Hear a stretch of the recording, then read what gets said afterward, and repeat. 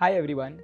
Today, let's demystify a key concept in corporate law and finance: put and call options.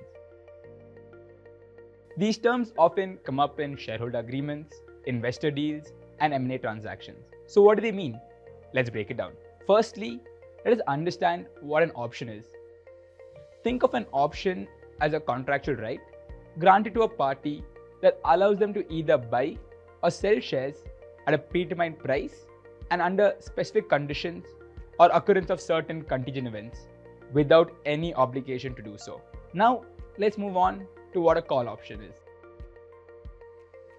A call option is a right, but not an obligation, for a party to buy shares from another party at a pre-agreed price. It is a buyer's right to acquire shares. A call option is granted to a party who may want to increase their stake in the company in the future, or who may want certain other shareholders to exit the company. For instance, in an acquisition deal where a strategic investor has secured majority of the shares and wishes to increase their shareholding from 51% to over 75 or even 100% in the future. Such investor may seek a call option to buy additional shares from the minority shareholders in the future.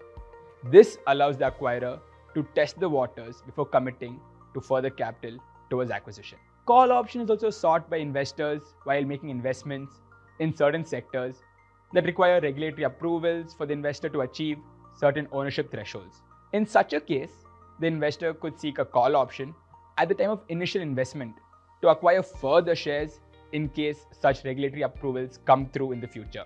In short, the call option allows the buyer to call the shares to themselves when the conditions are met. Next, put option. A put option works the opposite way. Here, a party has the right again, not the obligation, to sell their shares to another party at a pre-agreed price. It is the seller's right to exit. The put option is granted to a party who wants an assured exit strategy, particularly if certain milestones are achieved or the investment doesn't go as planned. For instance, imagine an investor in a company who wants an exit plan.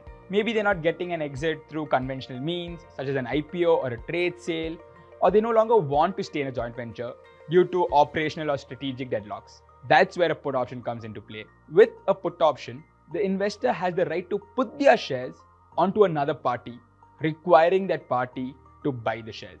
Often, this is done at a predetermined price, providing the investor with a clear exit strategy.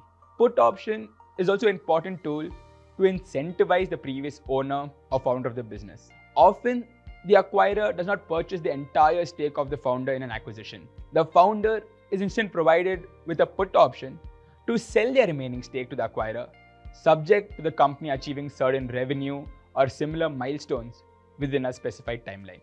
Thus, the put option works as a motivation for the founders to continue working towards the growth of the company. So why are they important? Put and call options provide flexibility and act as a safety net for the relevant parties. They are particularly useful in joint ventures, investment, and M&A deals to manage control, exit strategies, or contingencies in case of disputes or change in business circumstances. These options need to be carefully evaluated and understood by the parties, as they can significantly impact ownership and control. It is also critical to document such rights in a manner that make them legally valid and enforceable. That's all for today. I hope you found this helpful.